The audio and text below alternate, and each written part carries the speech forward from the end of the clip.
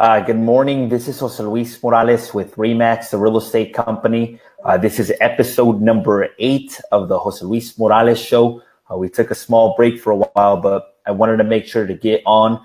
Today, I got our guest speaker, Luis Chit. He's with Farmers Insurance. I wanted to bring him on because I would imagine that with everything that is going on right now with the fire, I would imagine that there's a lot of questions. I would imagine that there's a lot of things that need to be answered, and who better than a local insurance representative to answer these questions for you. Now, before we get into this interview, I want to just make sure that everyone is aware that every insurance policy is different. And although this video is for informational purposes, the best thing would be to contact your insurance provider to get the inside details about your insurance. So welcome to the show, Luis. How are you? Morning. Good morning. Good. How are you, man? Good, man. Just working hard as always. You know me. Good. So I wanted to bring you on today, Luis. I would imagine that a lot of people have a lot of questions, and I was hoping that you could bring some clarity. So as you know, we've got a huge fire here in Ventura County. If someone has had any sort of fire damage or has even lost their home due to a fire, what are some of the first steps from an insurance perspective that they should be doing to make sure that that they can get this resolved as soon as possible? Okay. All right. So if somebody's house was caught on fire or was affected by the fire, even by smoke, the first thing you should do is contact your insurance company or your insurance agent. Your insurance agent should be able to guide you, give you the policy number that you're gonna need your policy number. You are gonna need to provide them with your complete name, property address, what was damaged, if it was partially damaged, or if it's a total loss. And if anybody was hurt, you also need to notify your insurance company about that. Right now, since this is a catastrophe, you don't have to submit a police report because it's going to be an obvious claim. But you should contact your insurance agent first so that they can guide you into the right direction. If he or she is not available, then contact your insurance company directly so you can get a claim going. Where can they find the insurance company information? Like, for example, like their insurance agent is bombarded with calls or isn't returning the call in a timely manner. How can they go about like receiving the number to like a direct contact? Yeah, well, it's normally you can find it online. You just Google whoever your insurance company is. Make sure that you are not calling for a quote or for general info, that you are calling for a claim. So make sure that you Google for the claims phone number so that you make it easier and simple for yourself. But be sure to find your policy number first.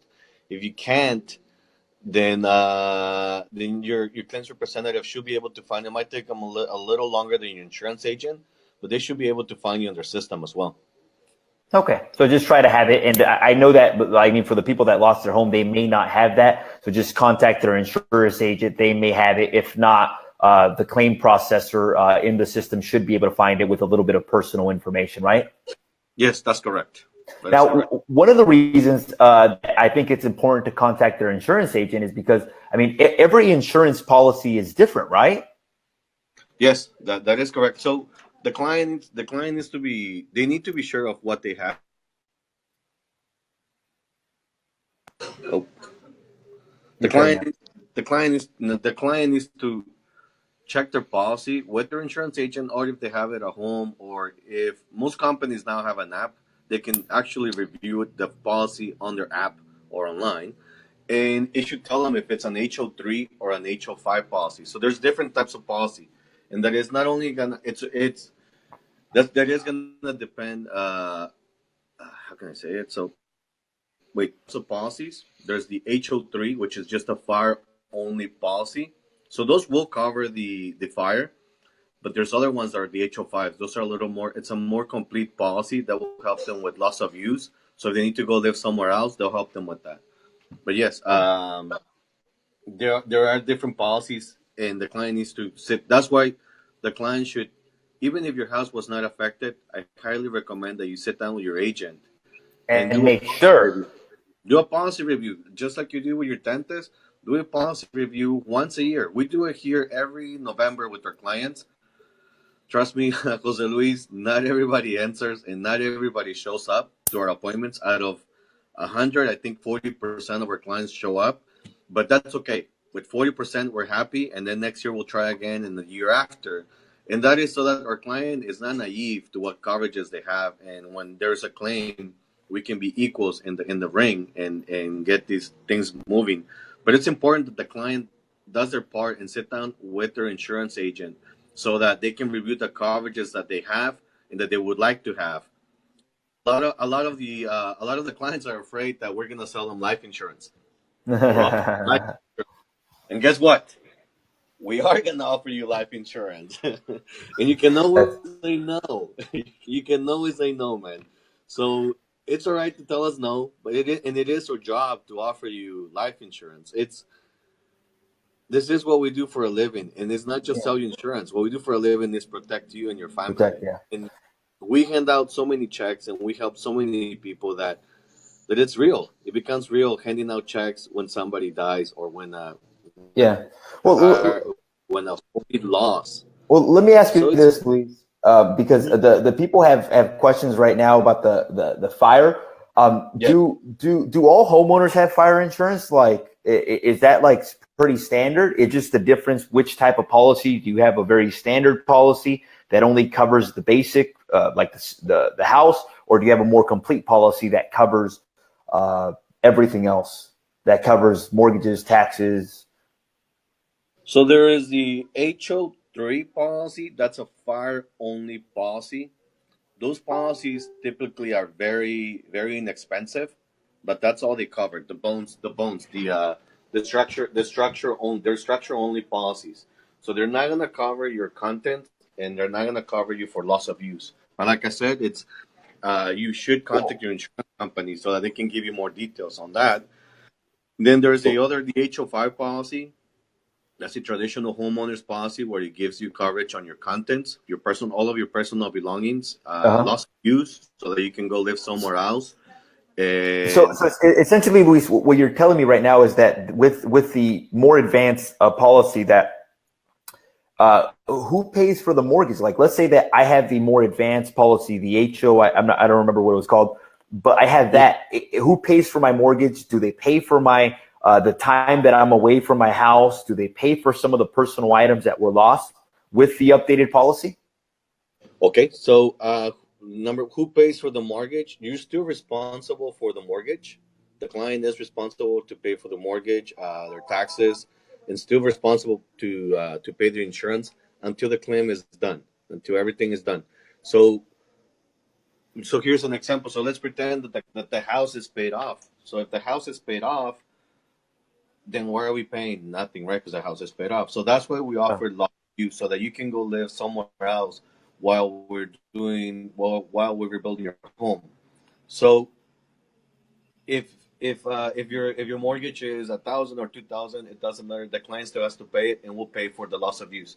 So the client can live somewhere else. Now to replace things, so that's when you have to ask your client, what kind of policy do I have? Do I have a cash value or replacement cost? This test right here let's say that it costs us $500 to buy. Now with wear and tear, they're gonna give us $50. That's actual cash value. That's an actual cash value policy. With replacement cost, they'll give us the $500 to replace their policy. The client doesn't need to have all the receipts. It helps to have receipts of all your contents, but it's good if the client maybe took pictures and sent or did an inventory. Do not throw anything away. Let the adjuster see it, or let someone else take pictures of your inventory, so that you can have proofs of the items that you have. It helps the adjuster. Keep this in mind. It's not the adjuster's money. The money belongs to the company, and they need to validate why they're cutting these checks. So be Uh-huh. sure to help your adjusters. Like, hey, look, here's what the damages are, and they'll go ahead and help you cut it. They'll cut you a check. What they're doing now, they do cut checks. In is they're doing automatic transfers now. So yesterday, Farmers and some other big carriers over at Uh-huh. Ventura County Fair, they have booths out there. What they were doing now, they collect your bank information, and what they do is they do automatic deposits, so you can have the money do immediate purchases like clothing and food and living expenses. Let me ask you this, Luis. How long does the process usually take? Like, let's say that I call in today. Like, I know that it probably varies per insurance company, but is it something that before I actually start getting some money in my bank account, is it something that takes 3 months, or is it something that I can expect in a couple of weeks or in a reasonable amount of time? That's going to vary.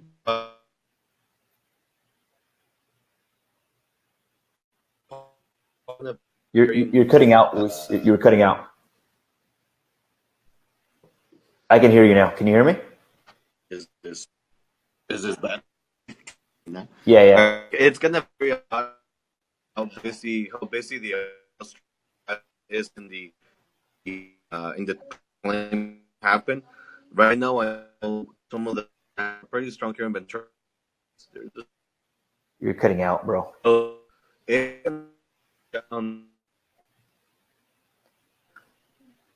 And it should be. We might. The insurance companies might not have enough adjusters to go around. But they're going to try to give you at least the loss of use coverage or additional expenses coverage on the spot, even. Oh, really? Okay, so it's something that, like, if you're talking about the whole, huh? Go ahead. Oh man, it froze. I can hear you, but you're cutting in and out, Luis. Insurance companies might not have enough adjusters to go. Hold on, let me. I can hear you now. Okay. Yeah. All right. So you were talking about the loss. You were talking about the loss of use. That basically that there's a possibility that the insurance company could give you the loss of use right then and there on the spot. At the same time, they're probably not going to cover the whole claim right there on the spot, but at least it'll give. But with the loss of claim, if you have that insurance, it'll be some money so that you can get going, right? Yes, that is correct. I know with farmers and like I said, it's good to double check with your insurance company. If you were mandated to evacuate, so if it's mandated to evacuate, then coverage for loss of use will kick in. Some insurance agents might tell you with farmers, they might tell you that it has to be you have to be affected be affected by the fire. It's not you if we were mandated to evacuate, then there's coverage for loss of use. So even the people that were with the people with farmers, but they can double check. Yeah. So even the people that were mandated to evacuate, they're entitled to some compensation because obviously they have to stay somewhere else. They have to make reasonable accommodations, right? Yes, that's correct. Fantastic. Okay. Now let me ask you, what's a typical deductible, Luis? Like if somebody on average, what we've seen. Go ahead. Yeah. Like what's a typical deductible? Like do you have to pay a deductible for the loss of use, or is it just for an entire claim? Yeah. On average, what we've seen, it's about $1,000, and I've seen $2,500 deductible. But like I said, on that one, you do have to call your. Sorry, it's a little louder out here. On that one, you do have to call your insurance carrier to find out. But normally, it's about $1,000, up to $2,000. That's what I've seen. In mobile homes, is normally $950, $750, or $500. For your renter's policy, you're looking at about $500 deductible for the most part. Condominiums, you're looking at $750 to $1,000 on the deductibles. That's what we've seen if you live at on the property. Now, let me ask you a question. Like, what about investment properties? Like for those investors out there, are they the same coverages for somebody that lives in a property versus somebody that maybe had an investment property that burned down? Are they entitled for any tenant's loss of use or anything like that? Like, can you explain that to us real quick? Yeah. Well, if it's a landlord protector policy, then we will. Well, some carriers, depending on your policy, they'll pay for loss of rents. They'll pay for rents up to a certain amount, either 12 months, 18 months, 24 months, or a certain amount. That you have to see on your policy, but they'll cover for loss of rents. As long as it's a covered peril, which is smoke or fire, we'll go ahead and cover the loss of rents. Now, on investment properties, What was your question again, Jose Luis? Raquel will tell us. Hi, how are you? So on investment properties, is it the same type of coverage as in owner occupied? Like, are they covered equally? Like in regards to loss of rent, like the tenants, do the tenants have any? Do they have to have tenant insurance in order to cover their personal belongings? Can you explain that to us a little bit more? Yeah, so basically it's different policies. On investment properties, you have two types, or you can actually have three. Fire-only policies, which is going to cover just the structure of the structure. The other one will be rented properties, where we'll be covering the loss of rents. And the other one will be vacant properties. So all varies on prices and coverages. Now, for tenants, yes, Jose Luis, they do have to have their own policy for renters insurance. If they don't have a renter's policy, the landlord, the vacant property, or the fire-only policy will not cover their personal items or loss of use. No, they do have to have their own renter's policy. And they're very inexpensive. They're like, what, $150 a year? Okay, so it's like $10 a month or something like that, like $12 a month, something. Okay, now, what if someone doesn't have any insurance? Like, what if someone was late on their insurance for the month, or there was some sort of mishap with their credit card, and for whatever reason they didn't have any insurance at the time that the fire broke out? Is there any type of coverage for them in that situation? I mean, or is there any type of like assistance for them? If the policy canceled because they pay or. Okay, well, that will vary from company to company. They have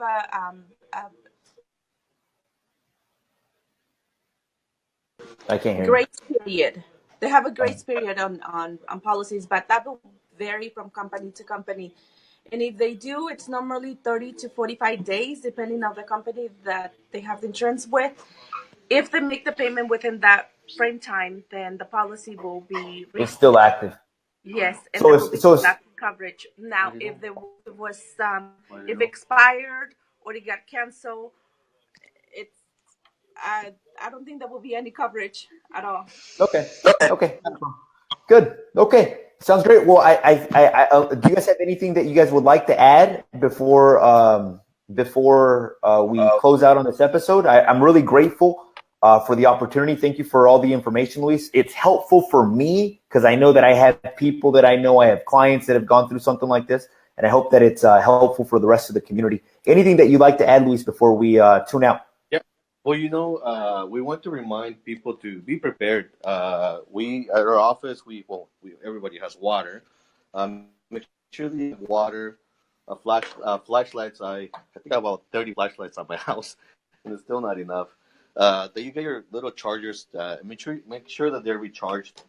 The fire extinguishers. I have one at my house. I have I think 3 times bigger than this one here at the office. But what we do for our customers, we give them a free fire extinguisher. Dude, these last 12 years. They're good for to keep at home, and they're good. I mean, they're very inexpensive. And they're good to have, these little extinguishers. Where can somebody buy these? Home Depot, Lowe's, you can get those. Those are very easy to get. There's also oxygen tanks. This is good for about 12 little puffs. But anyways, these are oxygen. It's good when there's poor air quality. These are good to have. I have my grandma, and I have nieces and nephews that I know that their little lungs are not as strong as yours and mine are. But it's good to be prepared, man, and to have the basics at home and at work so that we're not caught, how we are now. It's a good investment. Absolutely. And it's not very expensive. Yeah. And the last thing that I want to recommend to people, and this is just me from a real estate perspective. So I see a lot of insurance providers that are like, $10 here, $15 there, or whatever it is. What I always recommend is know what type of insurance you're getting. So if someone is offering you an insurance policy moving forward and it's $10, $15 per month, or whatever it is per month, just these are the questions that you should be asking. What type of coverage do I have? if my house burns down, what type of coverage do I have? So essentially, when comparing insurance product is how much am I paying, but what am I getting for what I'm paying? So essentially, if you're comparing one insurance provider versus another one, make sure that you're comparing apples to apples versus apples to oranges, because in some company it may be less. Some company may say, I can do it for 50%. But when it comes time to actually filing a claim, you may realize that they cut corners on coverage, that you don't have the loss of rents, or that you don't have other situations. So just when you're comparing products, just insurance companies, make sure as a consumer that you know what you're getting. That way, when it comes to unfortunate situations, you know what type of coverage you have. Right, Luis? Yes, that is correct. I agree with you, Jose Luis. And Good. also, if you're looking into getting an attorney, make sure to do your homework on who you hire to represent you and your homeowner's claims. And if you can, try to contact your insurance agent first and your insurance company first, so they can guide you into the right direction before you get legal help if it's not necessary, because it does take a little longer sometimes. But it's good to do your homework with who you hire and how you do things when it comes to these kind of things. Yeah. So essentially what Luis told me is that the best, or not the best way, but usually the recommended way of doing it is try to deal with the insurance company directly. Now, if for whatever reason that you're not seeing any activity or not seeing any action, then at that point, contact your insurance company. They'll reach out to the adjuster directly. And if that doesn't work, then you may have to get legal counsel and explain to them the situation. But if you do that, just make sure that you're getting someone that specializes in that type of law as well, too. Somebody that understands that process, and just know that if you do hire legal help, that they may be taking a piece of the pie as well, too. So I think this is it, Luis. Once again, thank you so much, Luis Chit, Farmers Insurance. He's based out of Oxnard. If anybody has any questions with their insurance policy, if anybody's looking to get a second opinion, that's the guy to do so. So thank you so much, and I appreciate your time. Thank you, Luis. Great talking to you. Have a great day. Oh, thank you, man. Bye-bye. Have a blessed day. Take care. Goodbye.